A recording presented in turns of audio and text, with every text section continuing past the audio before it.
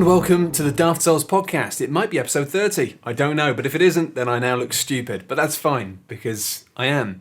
And today I'm joined by some other people who might be stupid, I'm not sure. Joe Scrabbles, are you stupid? I'm just unintelligible most of the time. And Quentin Smith.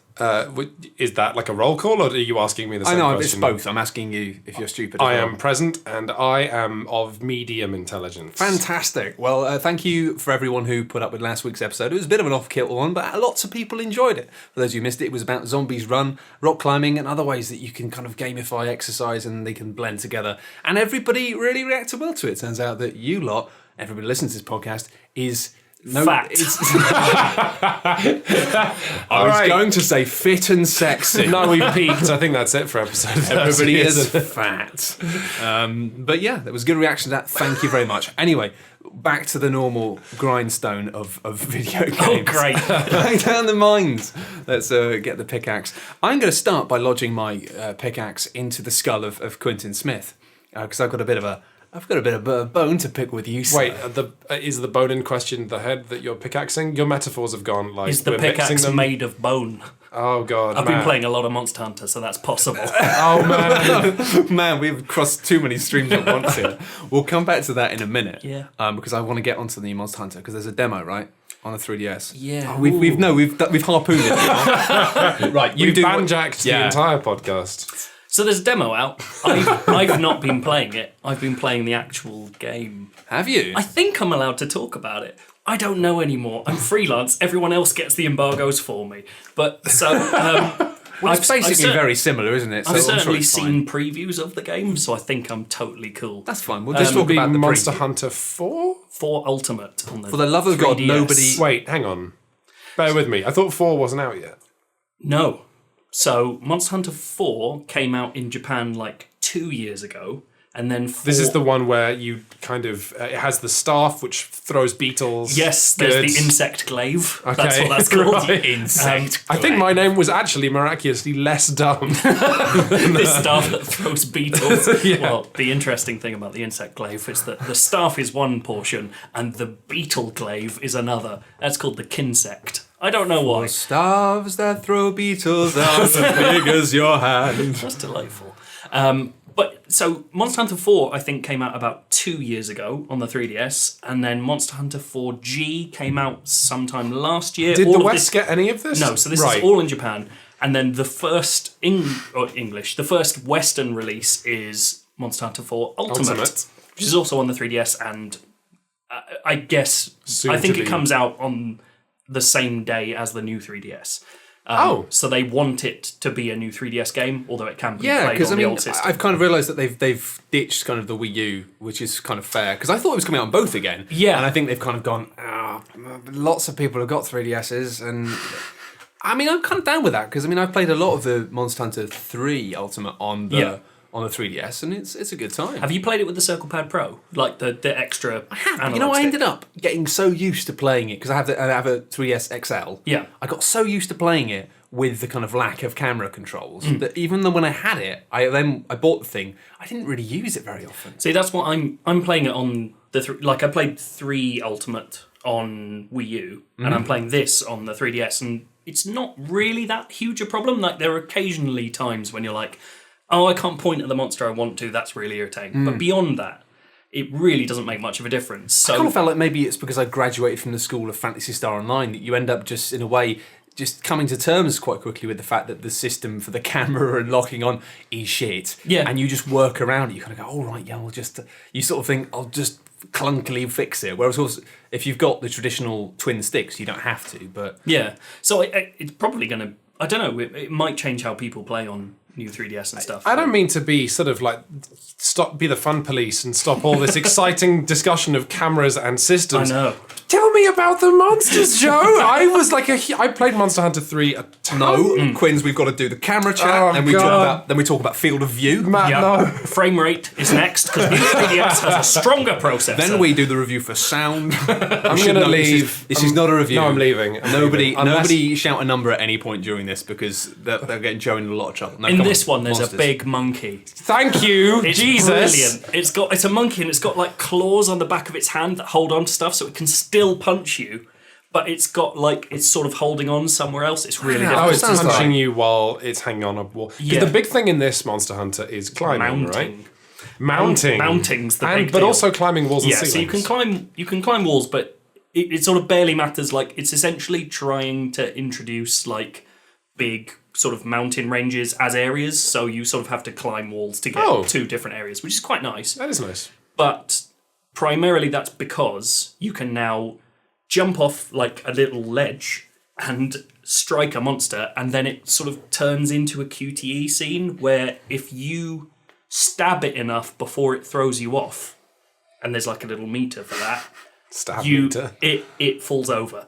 That's Oh, it. okay. So it's not like Dragon's Dogma. It's not you're crawling over them, stabbing them in the eyes or Yeah. the legs or whatever. It's sort of useful QTEs. Oh, and you know what? Why that's going to be so much fun is if there's 4 of you fighting a monster and one of That's you jumps exactly onto it. the back, then the rest of you are, fighting it, but also watching. Going, come on, Joe. Exactly. Joe, come on, get it on its knees.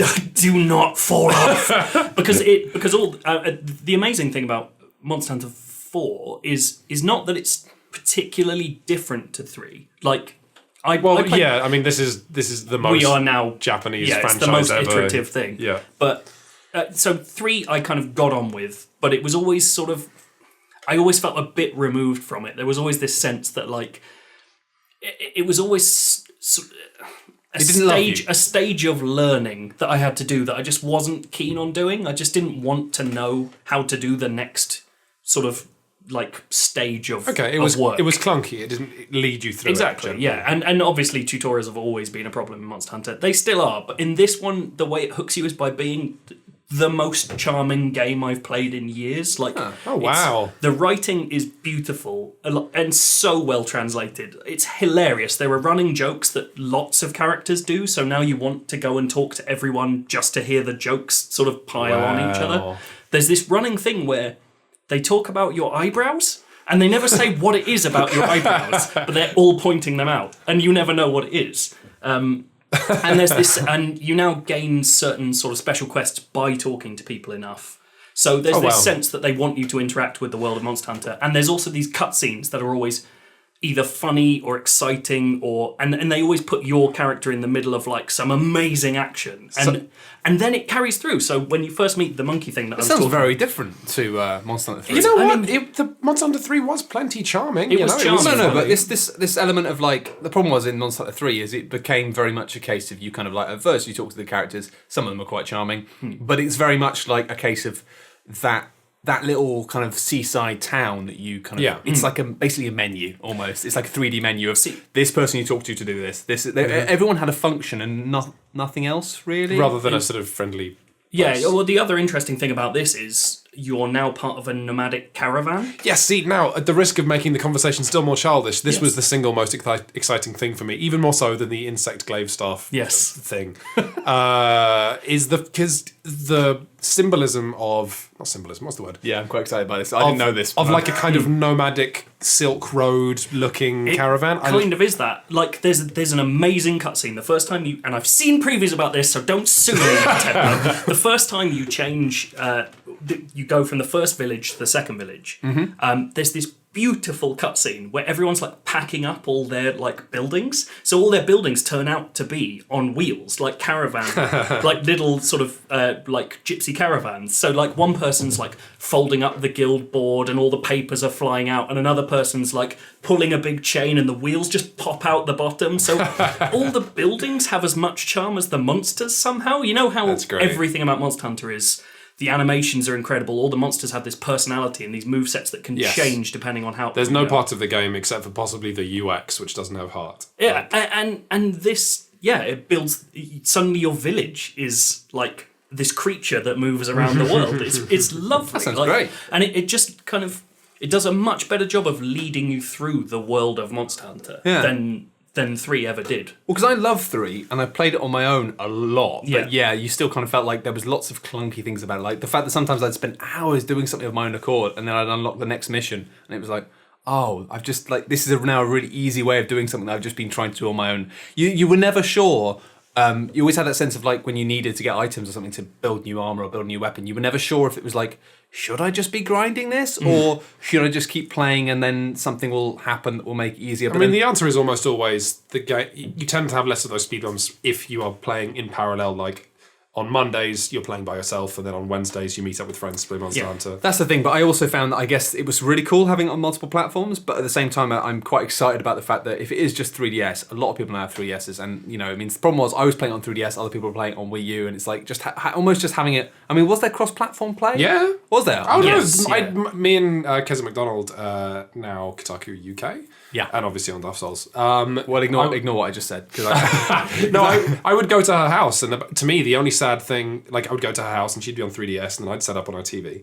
The only sad thing about it all being focused on 3DS now is it means like if you're in a group of 2 or 3 or 4 people, the people on 3DS get to look at the cutscenes on the big TV. When you kill a monster, everyone looks up at the TV to see it die on a big screen. Yeah. Almost like a little cinema, and it's funny. It's interesting. I think, and 4 is still a spectacular game. Like it would lend itself to a big screen adaptation, but I think they've just realised that constraining it to one platform means they can focus on it. Exactly, gives everyone a focus, and they can play in the same way, as opposed to when people were playing on Wii U and people were playing on 3DS, they had like different control schemes, and there's a slightly different. I'd say how just you to briefly reverse the truck back into slightly boring town. Does it kind of handle a bit nicer because it's specifically No. God. No, there's nothing wrong with how Monster Hunter handles. No, but just in terms of the menus and stuff, it was like... Oh, the menus, sure. Yeah. Oh, no, they're still quite poor. I mean, they've taken shortcuts, so there are things like... and Keza pointed this out in her preview, you can now have, as well as equipment sets, you can have item sets. So if you're going into a cold area, you can load up your item set with like all the hot drinks that you need to stay as alive in a opposed to cold the area. hilarity of going, okay, where are we going? It's cold, so we'll need hot drinks. Exactly. We'll need a steak and we'll need paintballs. Then you get there and you go, oh fuck, I've forgotten the boomerang. Exactly. That's exactly it. So now you can subdivide everything you need and like bring it in the form that you need to. It's still bullshit. That sounds good though. I've forgotten so much about playing 3 because I haven't played for years.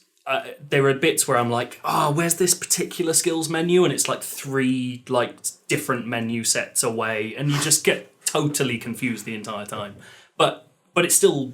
It is the sort of thing you could do a GMVQ in, or like an A level. It's kind of mad. There is enough stuff in there that you could do a course on it. You could do a driving theory test on it easily. But like, there's what do you do if there is a Curapecco on the road and your hazard lights are not working? There's literally, when games like Far Cry Blood Dragon did this, where it's like, tutorials are boring, are they? Here we go, here's a tutorial. Yeah. This does it, and yet somehow, because it's so kind of happily written, you kind of go along with it, and you're just like, you know what? Yeah, tutorials are shit, but I'm going to do this one because you've made it sound fun. Which is, and it does that job of kind of bridging the gap between a totally obtuse game and someone who doesn't understand it on a base level by just going, you're going to like it when you get there, guys. That's good. And it's just nice enough. Because I remember playing Monster Hunter 2 was the first time I tried to get into the series, and I failed spectacularly. I spent about 6 hours playing it on a PSP, and I was just like, what the piss is this? No, it was arcane back then. It was insane. I want Joe to tell the story of the best thing he's killed so far. The best thing I've killed Not so necessarily far, like the biggest thing, but the best fight. Because you know what I mean when I say yeah, absolutely. I mean, the best fight, I guess... Well, actually, and this is a way of talking about another cool new thing they've done. Today... They've introduced a thing called expeditions. So instead of being able to just go out into the Moga Woods and gather stuff, you now go to a totally separate area with sort of... Does it kind of like too much credit to call it procedurally generated, but you go through a series of like 4 or 5... Sort of remixed. Remixed areas. I think they're called the Deep Woods. And you walk through them, and every time you go in, there's a different selection of monsters that you fought before in guild quests. So that's good, because I always got annoyed with the fucking Moga Woods of being like, it's just, I'm so fed up of killing the same things again and again and again. And so sometimes there are like optional treasure areas, or sometimes there are like, it gets as simple as sometimes there will be a tree with a poogie, which are the little pigs that you have as pets, stuck up a tree. And if you knock it out of the tree, you get a new costume. A bonus Poogie. Yeah, you get, and it literally says like Poogie, yes. So you know, like you're going into this expedition looking for a pig in a tree, which is amazing. So it does this thing where you're sort of going out to do exactly the same thing, but you never know quite what you're going to face the next time you do it. It's like, listen up, men. We're going out there. Oh, and while we're there might be a pig in a tree. That's exactly it. So just keep an eye out. And maybe there's a cat with some treasure in an alcove. Also, I some of you, forgot the cats. some of you might not come and the back cats alive. are big now. The cats, wait, as in they're larger or? No, as in they're much They're a bigger part prominent of feature. Yeah. The amount of, sorry, no, you go on. No, it's cool. Just the, it's such a Monster Hunter moment, but Monster Hunter has small cats that run around, and sometimes Fucking dicks, man. Sometimes they steal from you, and that's cool. And I just remember fighting like it was like a pink Rathian or a green Rathian, one of the awful Rathians, which are enormous dragons, and it happened to be fighting me in an area with some cats. I'm mostly ignoring the cats. I've got one paintball, and it's fine because I'm going to paint the Rathian. It's on its last legs. It's that beautiful moment of the cat hits you. As paintball stolen. Of the 50 items in my inventory, nick the last paintball. At which point it becomes this farce of like ignoring the 14-ton dragon just over my shoulder. Just chasing a cat. Yeah, dodging all of its attacks because at this point on instinct, I know from the vocal cues when to duck its wing from off camera so I can hit this cat which is running around. And it's, that's Monster Hunter at its best, you know? Yeah. When all the different systems combined to create a mini adventure that you could not have foreseen. And this is the point of expedition mode, is you get mini adventures that are totally unique to you. So you get this sense of like, today my adventure was, I walked into this area, there was a thing called a Tetsukabra, which I think is new, possibly, which is a giant sort of scaled toad with huge fangs that picks up boulders and smashes them in its teeth and tries to hit you with the shrapnel, which is really cool. So I was fighting this for like the third time, so I'm sort of getting used to it, and I'm like, oh, I'm doing really well, I haven't died yet, I'm not having to use any potions, I know all its cues, and then like 2 great jaggies run in. And these are velociraptors. Yeah, they're basically not giant velociraptors. And I'm suddenly doing this thing where I'm going, okay, so I could run to another room and like reconvene, or I'm using the second new weapon, there's 2 new weapons, is the Charge Blade. And the Charge Blade is a sword and shield that you can then stick the sword into the shield and turn it into a huge axe. Okay. Which is really cool. I'm down with that. So it does this cool thing where you use the sword enough and it charges up, and then it goes, you can't use the sword anymore, you've used the sword too much. Oh, and you It's have charged. to change. So you have to charge the axe and then change to it, which is an incredibly slow weapon. So I started out using quick sword shield stuff like blocking, moving around, and then suddenly there were 3 monsters around me, and I had to change to the axe and constantly keep it charged and do like big area of effect moves, and I managed to come through it alive, and it was just fucking incredible. That's Monster Hunter. You know? There is just this sense of like, here's an entirely new situation, deal with it or you're dead. Yeah. It's bizarre. It's I think perfect. that's what I like about it, is the fact that it's not the sort of game where everybody has a point where they get into it. Like with a lot of games, it's like, I didn't really like it, but then I got to that bit and everyone goes, oh yeah, that bit's great, and then you're kind of hooked. It'll just be something that'll happen. It won't be something won't be perceived, it'll just be... It'll be you. You'll have a little experience in it, and for me it was something really boring. It was the realization that my weapon was like really blunt, and I had to go and... Get a whetstone. I was like, I didn't have a whetstone, and I was like, oh, I can't kill this thing because my weapon is so blunt that it's just bouncing off the shell of this creature, and I'm like, I can't kill it. And then I remembered that you can catch whetstone fish, and I had a fishing rod, and I remember, well, you can get them here, and it was just that thing of using the lay of the land while the being time like, limit's running out. yeah, and I've got like 10 minutes, but it's like, I know where to go, and doing it and then pulling it off, you just have a memory, and then from that point onwards, you're kind of like, yeah, this game's, it's kind of something special. But I will say, I'm really excited about the expedition thing because of the fact that what I found frustrating with Monster Hunter was when you get to the point where you're stuck on a mission, like when you've got the pre-made mission. You just have to go through the old stuff over and over You again. just have to repeatedly do missions you've done before, and it gets pretty tiresome, and there's a lot of grinding. At least a bit of variation on that. That will still happen. Yeah, but a bit there's more a sense that yeah. like you could just go out and hopefully find the right thing happening at that time, which is, it's lovely. Like, it's just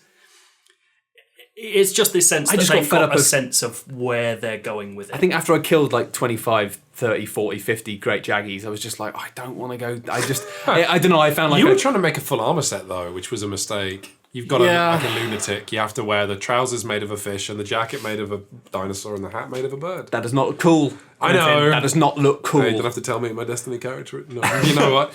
What was the thing that you were going to pick my Right, yeah, I'm gonna about? pick up this bone pickaxe. Can I just say for 1 second? Sure. That was a preview, so it might be shit. That's it. But I'm gonna take the stone bone pickaxe and put it in pick a bone with you. Here we go. Right. You are the sort of person, and this is a good thing, but this is how you function, right? I'm so excited as to where this is going. You get really excited about games, and you Yeah. get really excitable, and that's what you just like. Oh, this is great, Yeah. and you're passionate about things, and that's brilliant. That's brilliant. But unfortunately, it means sometimes you very passionately say this is fantastic, and then things actually they're not that fantastic. They just appear to be fantastic at first. Yeah. And Are you firing me? no, but one such game that this happened with was Endless Legend. Endless Legend. Oh yeah. Because you got Yeah, okay. Honestly couldn't remember what game that was. You got really excited about it, and I got really excited. Now, it's still good. Well, I will stand by that. the thing is, right? You were like, "This game's really good," Yeah. and so I bought it, right? Yeah. And it's pretty good. I do have a Steam Press account, is a thing. Anytime I ever recommend a PC game, bear in mind, I'm treating it as freeware. The problem is, it is good, but it's not that good. And I've spent 60 hours playing it. Holy shit. And it's like, it's kind of like being one of these things where it's like, I probably will make a video about it, just because it's one of these things where it's just You like, have to now. I'm really annoyed, because it's like, it's one of those games where I just find myself playing it whilst going, this isn't very good.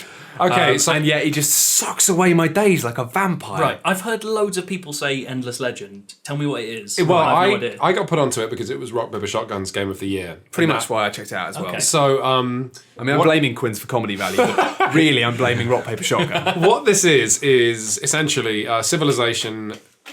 This is my butchered version, but the Civilization games have gotten really flabby over the years, and a Parisian studio said, "Hey, what if we made a really good one?" Okay. And that's Endless Legend.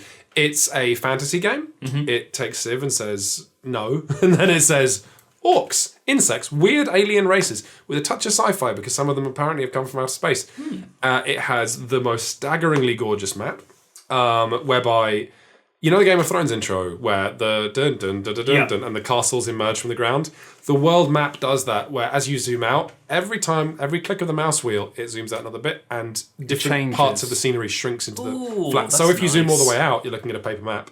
And as you zoom in, castles go whoop and Yeah, pop it becomes out. this thing when you zoom out, you see like the colours, like really bright colours of like all of the border lines and Yep. regions. Like of you're who looking at controls a what. Lannister Yeah, map. like you're looking at a map, but then you zoom in closer and you get like the detail and the landscape. Rivers and flowers and I all this love stuff. maps. It is nice, but I found myself repeatedly forgetting to switch off the thing, which just shows you what each bit of resource is worth. So really, you're just looking at this constant mess of numbers. So it's got civilizations tech, it's got kind of unit development and politics, diplomacy, and it's got, most importantly, that Moorish thing where it's just like it's crack. it's crack. It's I was proper actually going to say gaming crack, exactly, because you've got your hero and your hero's about to level up, Joe, but there's a ruins right over the hill. Do you want to go and check out the ruins? Obviously. Oh, you can't get there this turn, but you can get there next turn. And you hit end turn, and it goes, your city's just finished building the aqueduct. What are you going to build next? What are you going to build next? Oh, your hero just leveled up. Where are you going to spend the skill points, Joe? And you got to do this within 10 turns, and it's like it's the last game I played, which I found sort of almost damaging to the way I live.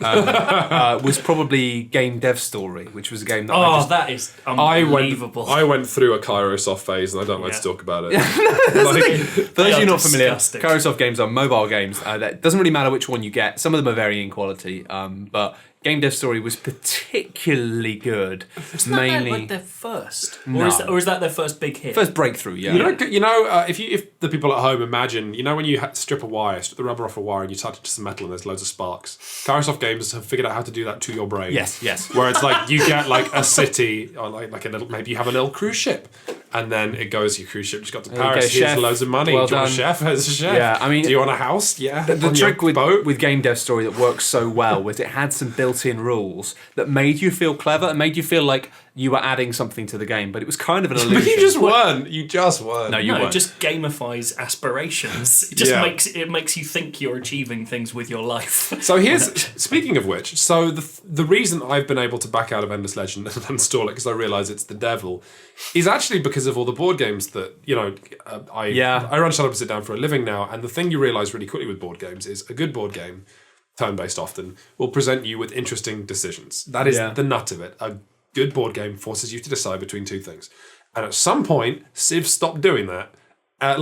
Civ now is you make obvious decisions and then you click next turn and all the numbers go up and you make an obvious. So rarely in Civ do you get that single moment that for me justifies a strategy game, which, for the record, is why I still think Ruse is the greatest RTS that's existed in the last 8 years. Of putting you in the chair and going, what do you do now? And you going, I never played Ruse. Ruse is boss. I'm going to take 60 seconds to tell you about Ruse. Go for it. Ruse is a game where there's no fog of war, but you both familiar with RTS, I presume. Yep. So, when you're close enough in an RTS where the fog of war goes away, instead of having that, Ruse lets you know where all the units on the map are, and instead of just finally seeing them, you see whether they're real or not. Or actually, no, I tell a lie. It's when you attack them, you find out they're real or not. Shit. So all it is, Sounds you awful. zoom out. No, it's boss. I mean, terrifying. Not awful in the No, it's real way. it's absolutely horrific. Of I don't know. I remember playing with Kieran Gillen back when he was on RPS, and we just had the most terrifying games where his tank factory starts producing an endless stream of tanks that are going to your base straight towards where you have artillery, and you go, that's not real. I'm going to continue shelling his base. And they get closer and you go, they can't be real. There's no way they're real. And then they start shooting you go, oh no, they're real. And it's just fantastic. It ruses an entire game where every single minute you're going, what do you want to do now? What's your secret plan? And you see this move? Do you think that's real? You get rused. You get out-rused, Matt. And then That you sounds feel like an very, idiot. Very cool. It's astonishing. And it's one of those cases of just the devs made a beautiful, fantastic game with a brilliant campaign mode and the best multiplayer ever. And didn't sell. Job done. Anyway, well, they must have marketed it badly because I was aware of Ruse. I knew it was a strategy game, but I did not know any of that stuff. No, you know what? I remember the marketing as well. I don't know if it was the marketing. I think it's the case of maybe it just wasn't pushed hard enough. I don't know. No, there was no reason to buy it. It did not have that thing if someone walks into a game shop and goes, oh, what's this? Ruse. Yeah, I'll buy that because it's a new IP. It's a new IP that uses new ideas. It doesn't look like anything popular that's come out before.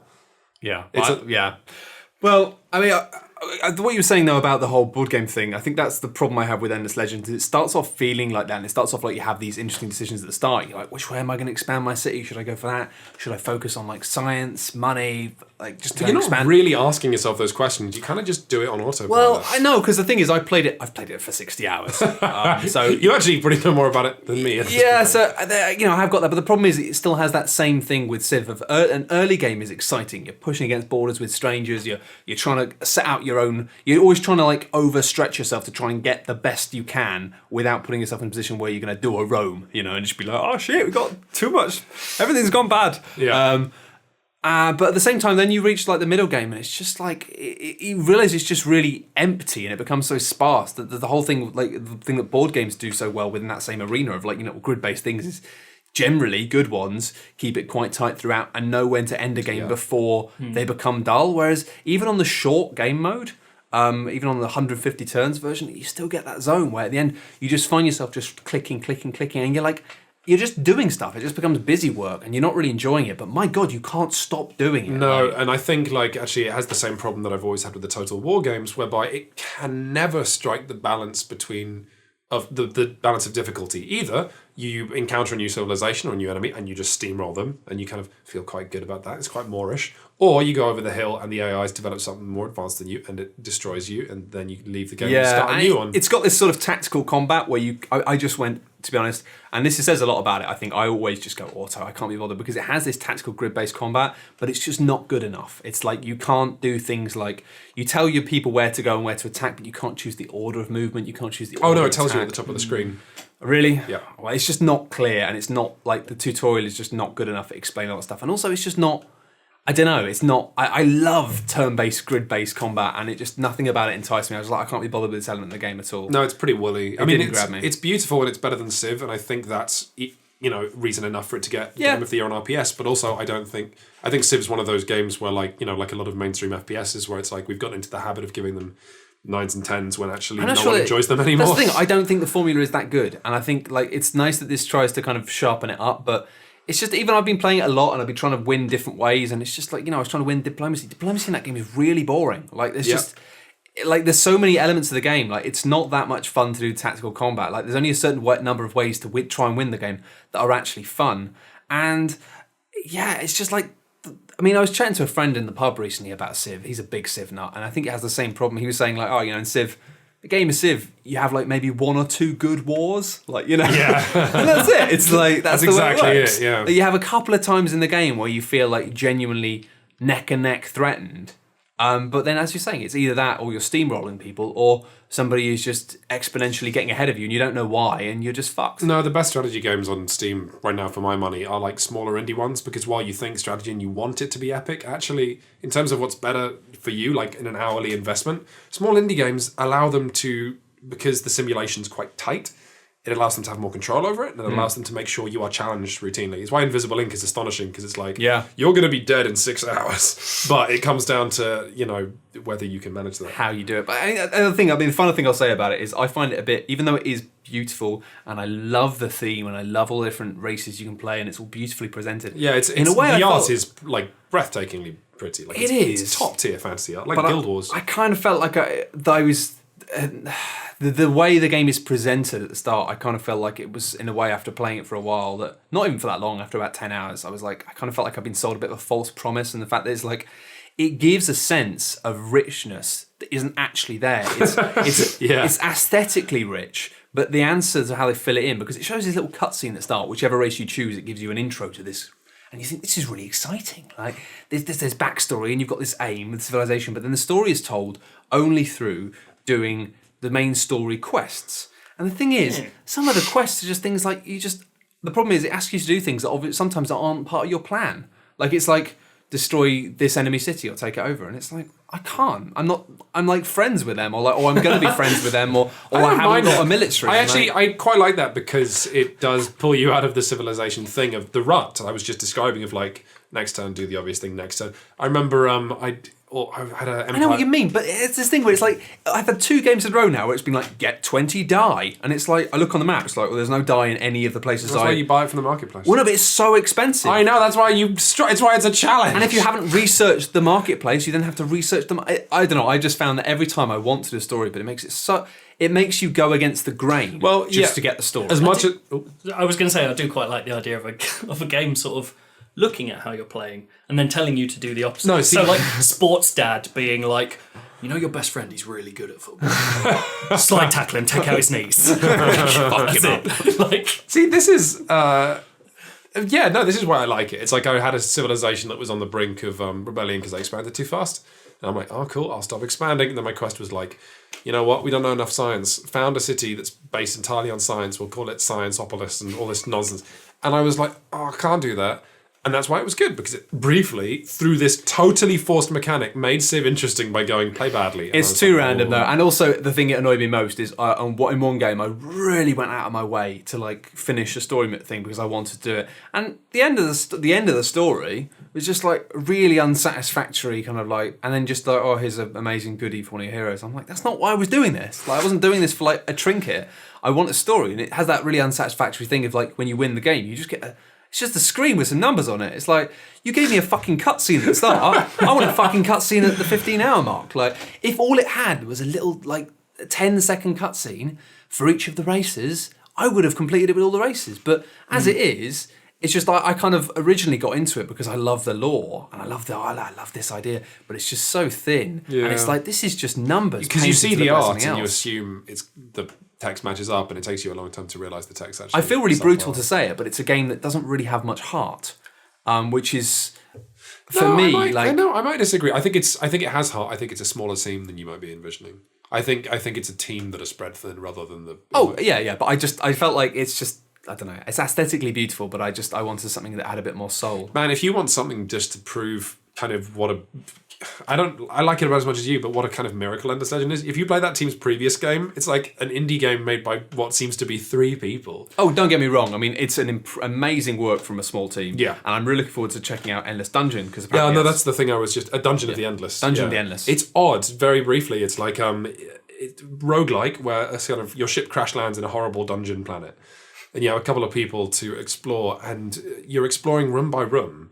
And it's pseudo turn-based because every time you open the door to a new room, which then lets you expand your base into that, monsters spawn. And it's like a set number of monsters depending on where you are. So you're wandering around and you're building things and you're trying to develop your research and your weapons and you're trying to get gold. So when you meet the merchant, you can buy things. And then every so often you go, okay, let's go. And you open a door and then it becomes kind of an action game very briefly while monsters appear. It's really odd and very, very hard. Yeah. That's the thing. They've clearly got immense talent. It's just I think the thing that you forget, one of the things that is a massive appeal of Civilization that's lost in this, is that sense of having a kind of grounded point of reference. There's that point in every Civ game where it goes like, give me one of them. give me someone that isn't Gandhi because I need him for another thing in a minute. Julius Caesar? Julius Caesar has almost finished the Great Wall, and that gives you a sense of like where everyone else is at, and you're like, oh fuck, I need the Great Wall because the Great Wall's fucking great. You can just basically dick on everyone. They can't declare war on you. It's brilliant. So you have this sense of like importance of understanding which are the real important things. Whereas in the kind of fantasy setting with all this stuff, it's a bit vaguer of being like, is that really, really important or not? Wasn't that people's problem with Beyond Earth? Like the Probably, idea that yeah. you just have no idea.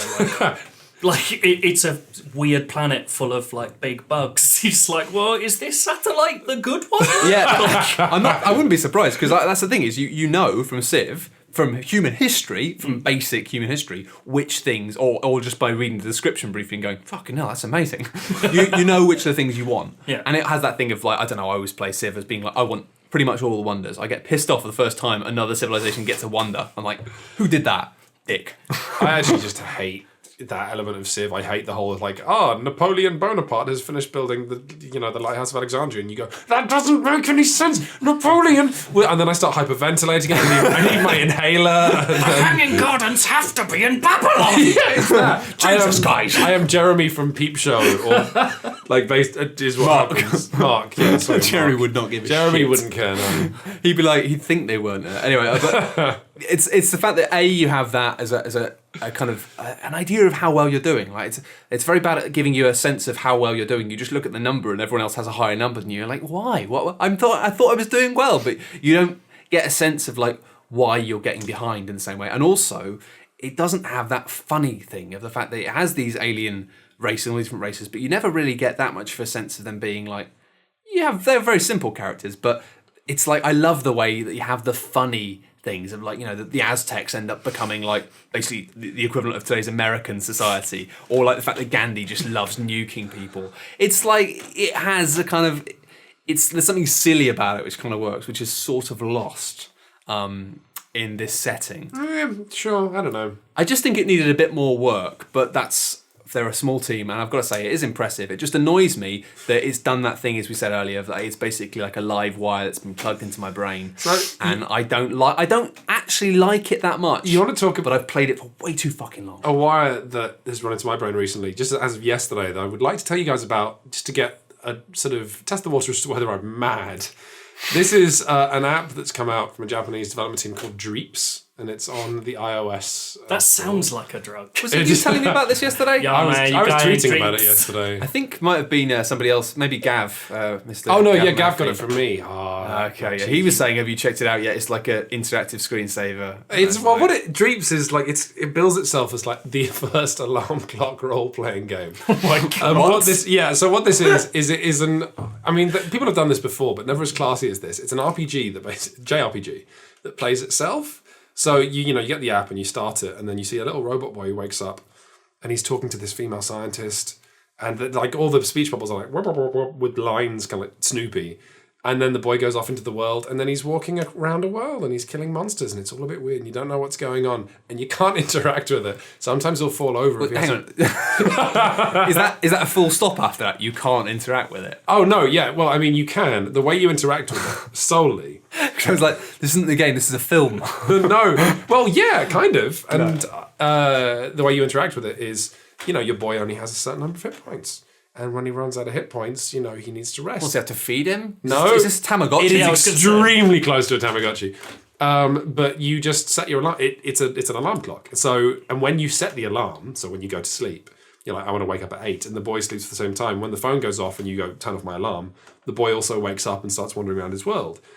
Right. And I just need to know, is this going to be a game that encourages me to go to sleep more? No. Or not to sleep? No, it follows your own rhythm. And you know what I don't want the boy to die. He doesn't. Well, he falls over, and sometimes you have to tap on him to make him stand up. So then what you do is when you're at your desk. I don't know if this is amazing or terrible. Okay, the thing I should also tell you is that it has gorgeous pixel art and really nice music. And what you do is you're at your desk and you're working, and you put your iPhone or your iPad just on a little stand. Yo, man, I gotta get my Dreeps fixed. I gotta see it. Is he falling over? I have to get my Dreeps. I haven't checked on my Dreeps boy in like 8 hours. My Dreeps I really boy. hope he's okay. But no, Sounds like slang from The Wire. I was exactly going to say The that. top stash has got the Dreeps boy. Oh, now I've got me Googling Dreeps boy. So you're going to look at the pixel art and you'll immediately see why it's charming. So you have your phone just propped up on your desk next to you, and while you're working, your little boy's wandering around and he's killing monsters. And yesterday, I checked on what he was doing. The game actually encourages you to not keep an eye on it all the time. So when you turn it off or you do other things on your phone, you check back in, he's in a different area or he's doing something, you don't know how he got there. And I'm trying not to make this sound creepy, but as I was cleaning my teeth, I was like, oh, what's happening with my Dreeps boy? And I loaded up my iPad, and he was sat at a little campfire with a little robot stove. And I was like, oh, it's Robot late. stove? It's dark in the world of Dreeps, and he should be asleep, and I should be asleep too. And it's just so sweet. Are you looking at pictures now, man? I've been getting my Dreep on. Yeah, I've been trying to Dreeps? I've been trying to get my Dreep on.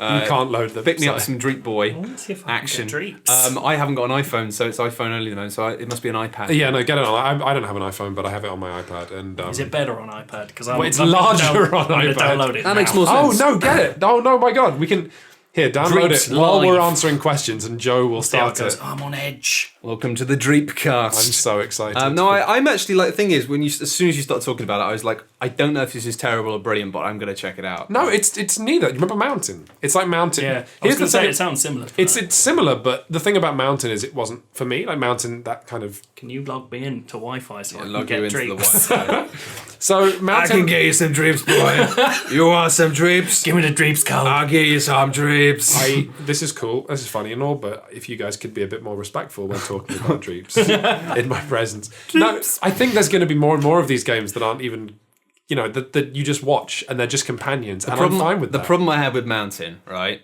This is a simple problem, is it wasn't coded very well. Right, Dreeps. Mountain was, I had it on my PC and it was really lovely, but it was also extremely hardware intensive, which means whenever I had Mountain open, it tended to slow down my editing software. And it's just a fucking little mountain. And it's like, I'm not being funny, you should not be using this much of my system, unless you are actually an AI, sentient AI that I've killed by switching you off. So if so, I'm sorry, I Mountain. think Mountain was just, like a dude messing around.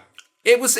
I liked it. It was something about it that was weirdly mysterious, and it made me feel something. And fuck it, that's something it needs to do. And you know what? And Dreeps makes me feel something as well because it taps into all my JRPG nostalgia. It's SNES era graphics, and it's just so cute and weird. And the music's really sad, and the boy looks like he's crying all the time, but he's not. He's just a little robot. But he's not. I swear. I didn't touch him. I swear he's not The more you say this, the more it sounds like drugs. It's creepy. He's not crying. He loves the heroin. It's great. It is the creepiest game I've been playing. I heartily recommend Dreeps for everyone at home. It's great. First fix is Halfway free. through downloading Dreeps. I'm really excited. The people at home will hear the music. When Get Dreeps. my Dreep on. Well, because we didn't talk about any games, well, not really. I will briefly mention I've been playing lots of iPad games recently. Yes. I've probably talked about some of them in the past, but I'll briefly just say that in case you haven't played already, Papers, Please on the iPad is fantastic. Mm-hmm. It is a I was going to ask brilliant about that. version. Is that how does it change the game? Because that feels like it would be easier. There was something about how fussy Papers, Please was that I really liked. Whereas Having on to the click iPad, on things to move them like and then click again and click. like there was something about. Whereas like moving things with a touchpad seems kind of Well, easy. basically, it sort of is, but it sort of isn't, because what it does, rather, when I first loaded it up, I was like, hang on a bloody minute here, I'm not sure how I feel about this, is the fact that actually you only actually use the bottom third of the screen in terms of your table. Okay. And I was like, you've got all this screen, and you're only using a tiny bit. Oh, of it. that's cool. So it's like an actual desk in front of you, and then you look up at the people. Yeah, coming so it basically means towards the top bit of the screen is the queue of the people, and then the middle bit of the screen is like the person you see with all the information okay. and the speech and things like that. Oh, you. Oh, Dreeps does noise. everyone hear the soft noise of Dreeps? I can hear it dreeping in the air tonight. Oh, here we go. Load in. No, it's not loading. That was the screen. And then I wonder if Dreeps, because when I typed in Dreeps boy, it said, "Do you mean dreams?" So I wonder if it is Dreams boy. if it is like some sort of dream. No, I think it's just a Japanese Dreams studio. and sleeps. Yeah, I think that's it. It's a mixture of dreams and sleeps. Joe, why don't How you to read play. all the Okay. extensive how to play? Set Dreeps alarm before you sleep. After a restful slumber, your HP will be invigorated. What about if you don't sleep well? I don't sleep terribly well at the Well, your moment. boy will, all right? You're so protective of Dreeps boy. I love my alone. As the robot boy sets forth, your day begins. This Yes, sounds quite exciting. It gets me out of bed as a freelancer, man. Like, I love this. Observe the robot boy's exploits while at work or at snack time. The game will adapt to your life rhythm. Oh, there's a big exclamation mark. Allow notifications. Listen, Joe, do you Alarm want to know rings. about Papers, Please, or do you want to hang out with Dreeps? I'm He's gonna mine wait. now. I'm going to wait on the ready for adventure screen. Yeah, no, and you can talk about Papers, Please. You can kick off the adventure later. Yeah. This Dreeps adventure may take some time. it may take the rest of your natural life. Oh my god. So yeah, you've got like basically most of the screen, and it means you can like, it's just the bits at the top, and a lot of it is like slightly interactive, but it means you don't have that much room, so it's still like, but it means you kind of hold it, and it means if you're holding the iPad up, it means you can basically just be using your thumbs, or you can, okay. or you just hold the iPad and just do it with one finger. But actually, one of the first things you unlock as an upgrade in the booth is twin touch controls. So it's actually different to the PC version. So you can buy the ability to use two fingers at once. Oh, that's weird. And then it fucks up your family by being able to be better at your course, job. of course. But it's actually really it works so well on the iPad, and it's actually hugely satisfying because I don't use the twin touch controls very often because I don't often play on a table or somewhere lap in a way that I can easily do it. But there's something hugely satisfying after you've gone, yeah, that's all good. Of flicking them their passport. And then using two fingers, my like archery fingers or whatever, to just like grab their like papers and just go and just hand them back over and drag them up, and it's just like yep. But it's just something about being able to just go and just move things from side to side and just shuffling them around, checking them out. It's quite nice. It really does. I mean, you're not, but it does feel more like you're handling papers. When Papers, Please first came out, I was obsessed with the beta, and when it came out, I was on O&M and I emailed, and the Wii U had just come out, and I emailed Lucas Pope and said, is there any chance this will ever come to Wii U? And I just had all these visions of like the desk being on the gamepad and everything else being on the TV screen, and like having to look at that and going, oh shit, and like stuff going on and terrorists running on and stuff. Yeah.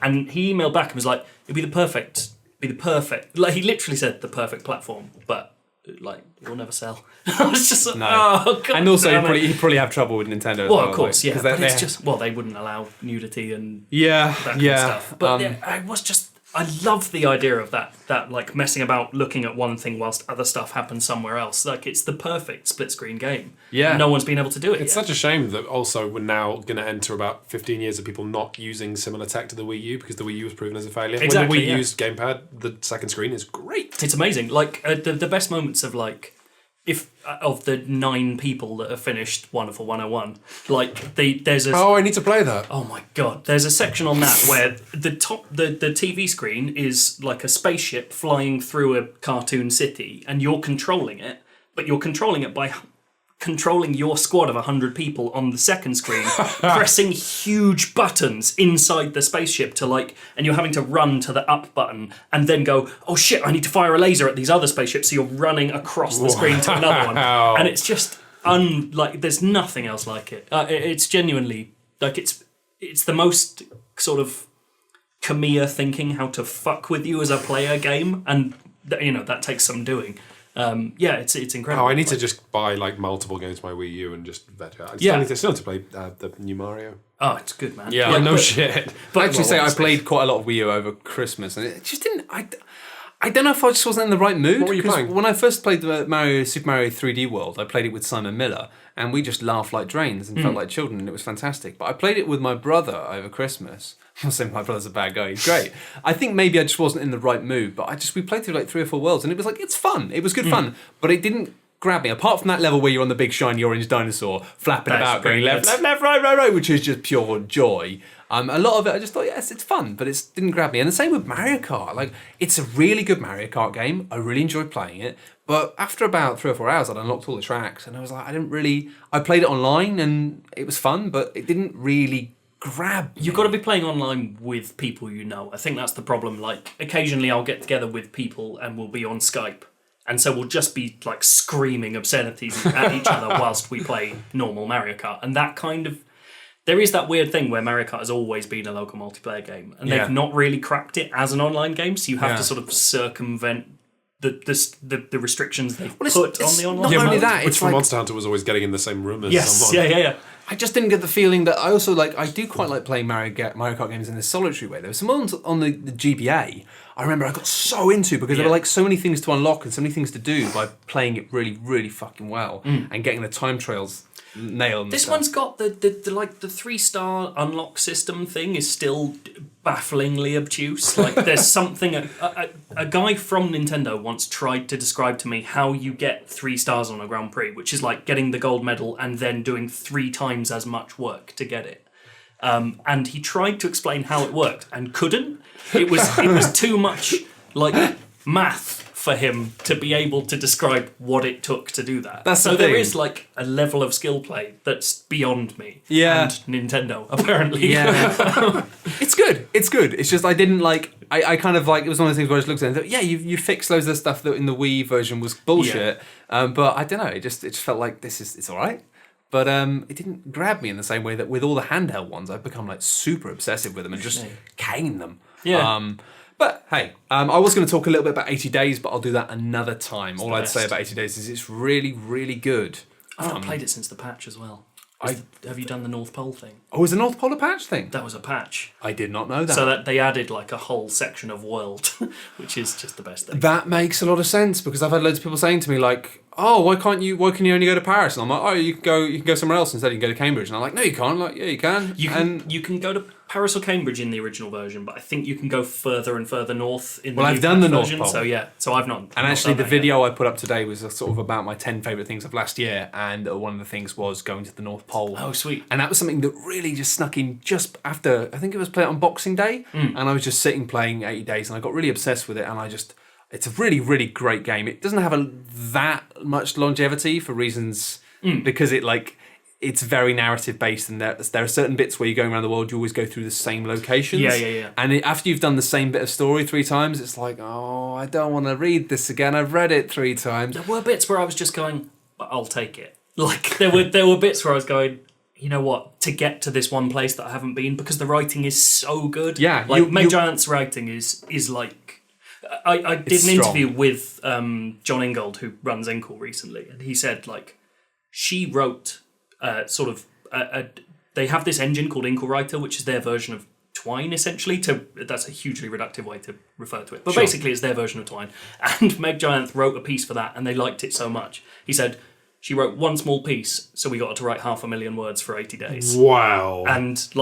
And it's totally worth it. Yeah, there's a lot of stuff in that game. 500,000 words in that. But I game. did exactly the same thing, and my only complaint about it is the fact that I love playing it because you want to kind of get to these awkward places that you've never been to, just so you can see what happens there. There's always like events, and sometimes it is slightly different. But the problem is sometimes the game conspires against you. There are about 3 or 4 bottlenecks throughout that world that you just it always goes. Here we go. Like, and it's easily fixed. They just need to basically make sure that the bottlenecks have a wide variety of things that can happen in them. Because there's one bit where there's a murder mystery on a boat. Oh, fuck. And it's like, the first time you do it, I didn't get it right. I didn't work out the murder. And it's so exciting. It was still exciting, but then the second time I did it, I did work out the murder, and that was really exciting. But then from that point onwards, it was like, I know how to do this. I know how to solve the murder. And so it just becomes a thing of just knowing which things you have to press in which order. And it's like, it spoils it because apart from that, the game is pure magic. And you end up just wanting to go to the place. And that's why I went out of my way. And the last thing I did in it, after I went around the world, I started playing it.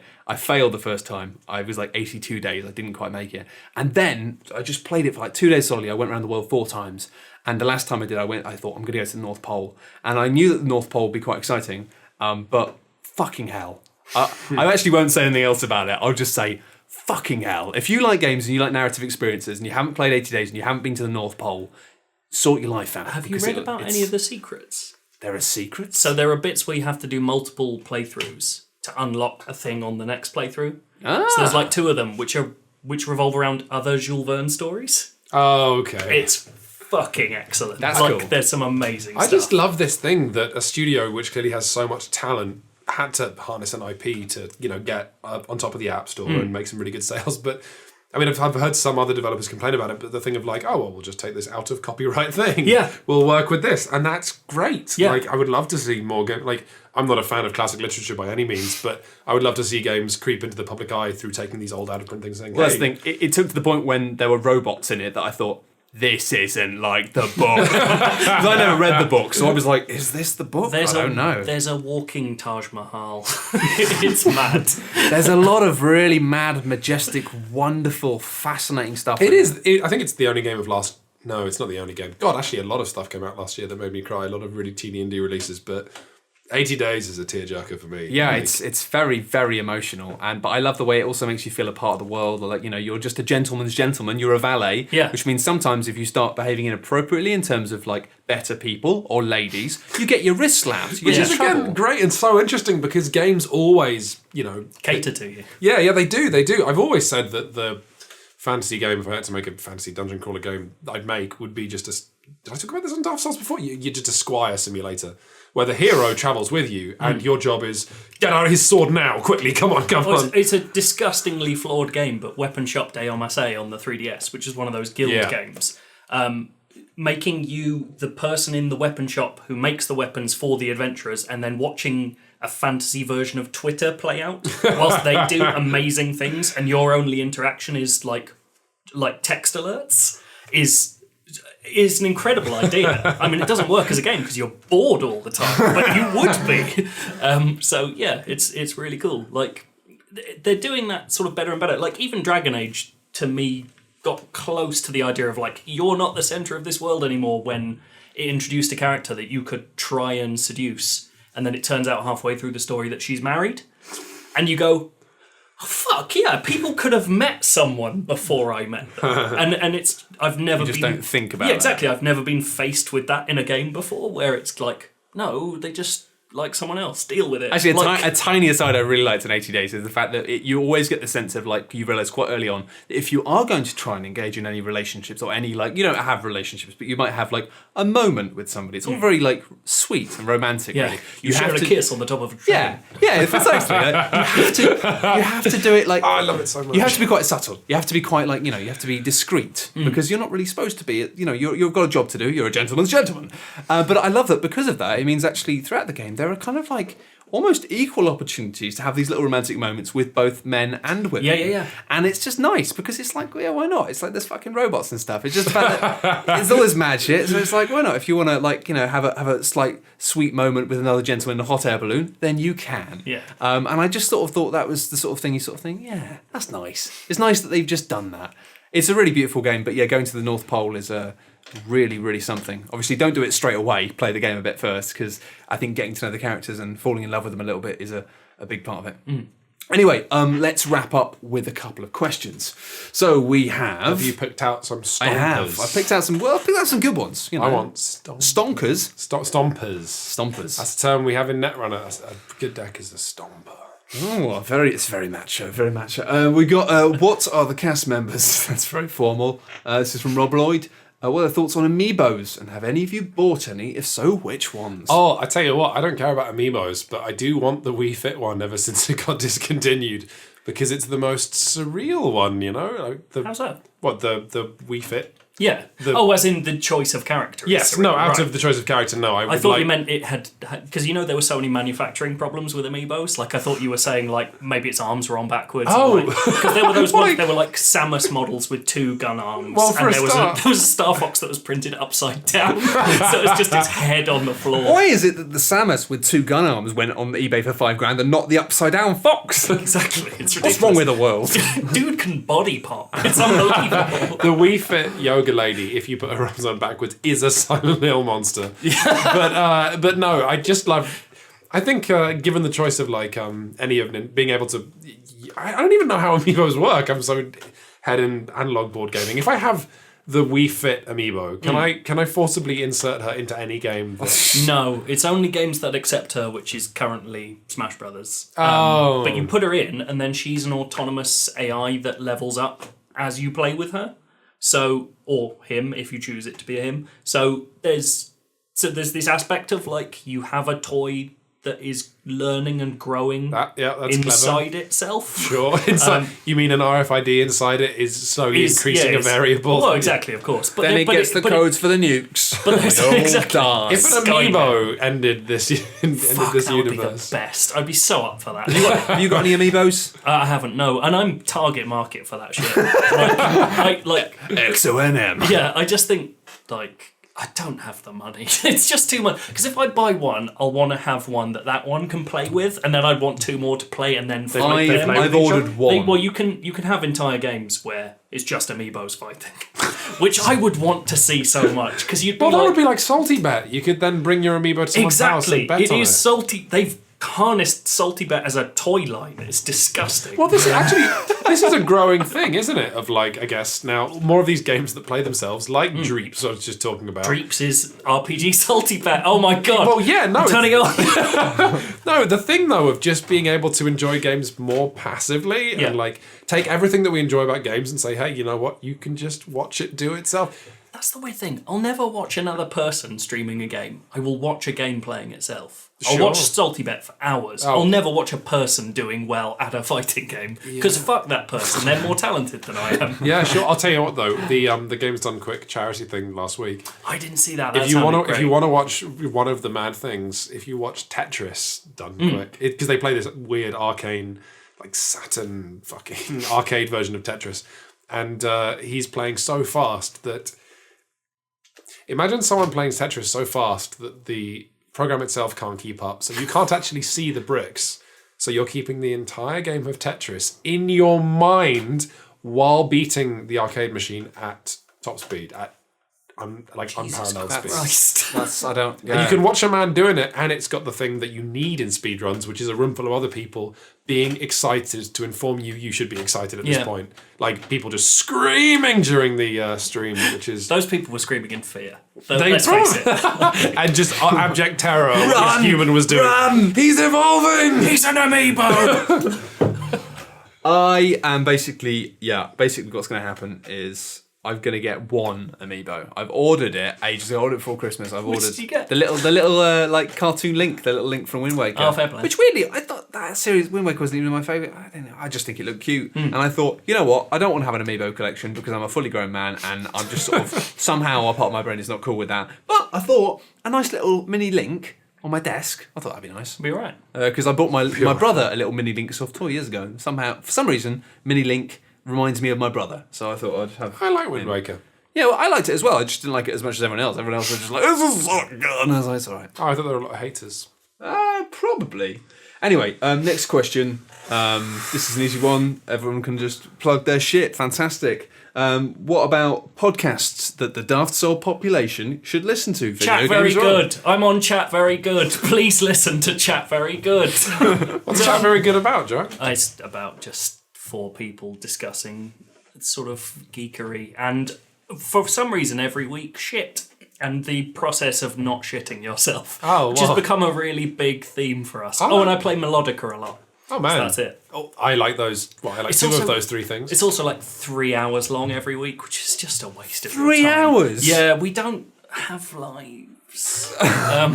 But yeah, no, it's all right. Well, that's something I can put on while playing Destiny. That's the thing. Destiny is just a podcast player for me now. Yeah, that's fair. That's fair. I've been starting doing that. Obviously, I will actually give a plug for something that I've been listening to recently, which is fantastic.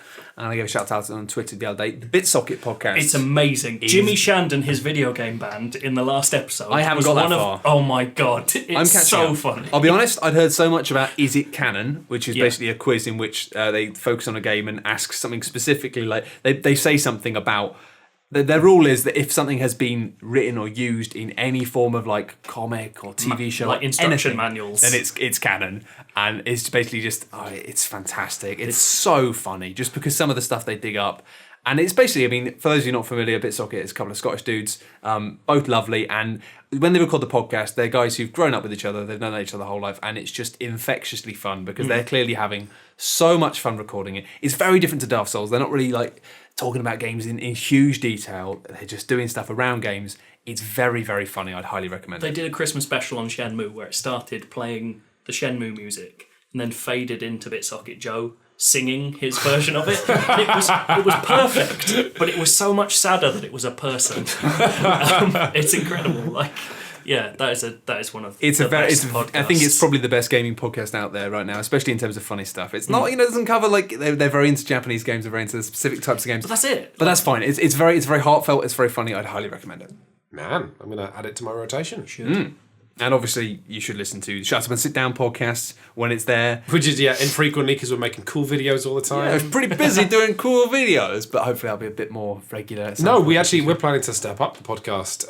Yes. So people should maybe listen to the last one because we've been doing them for years and they weren't very good at the beginning and the audio quality was pretty bad. But now the next one, we're going to have a jingle. We're going to have regular features. We're going to have all kinds of cool things. We've got a really cool. That's going to sound boring. It's great. Listen to it. It's great. And also regular features, which is basically just, it sounds similar to Chat Very Good. In fact, it's basically just fucking nonsense. Yours is more sort of, good. Well, you'll get there. Joe.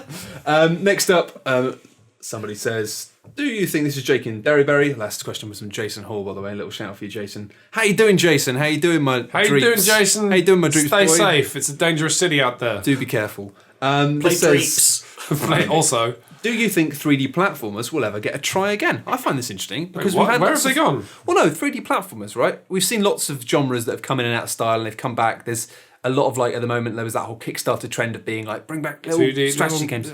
3D yeah. platformers, like Banjo-Kazooie, the Mario 64. They were huge for like a few years. You mean like Jak and Daxter and Ratchet and Clank? The thing is, I used to really love them as well. Ratchet and Clank gone. was fantastic. Jak and Daxter 3, the one where it's suddenly turned really grim and was sort of this weird like dystopian GTA world. I really loved, and I think it was probably crap looking back on it. Probably was, yeah. I loved it because there were big like sort of like, I don't know, like pod race bikes from Star Wars The Phantom Menace, but with police sirens on them. It was great. Have we really not had anything like recently? I would still recommend Gravity Rush on the Vita if you... I never got on with that, but I didn't try it that long. Should I keep going with it? I don't know. Is it something that blossoms? It gave me fabulous vertigo. I loved the world. The music was astonishing. Yeah, the music was great. Play that with headphones and you're lying on your back and you're tilting the Vita. Did you play it with the actual tilt controls? No, I was on a train. Oh, okay, right. Now, see, I played it, I think, in a friend's... I was sleeping on a mattress on the floor.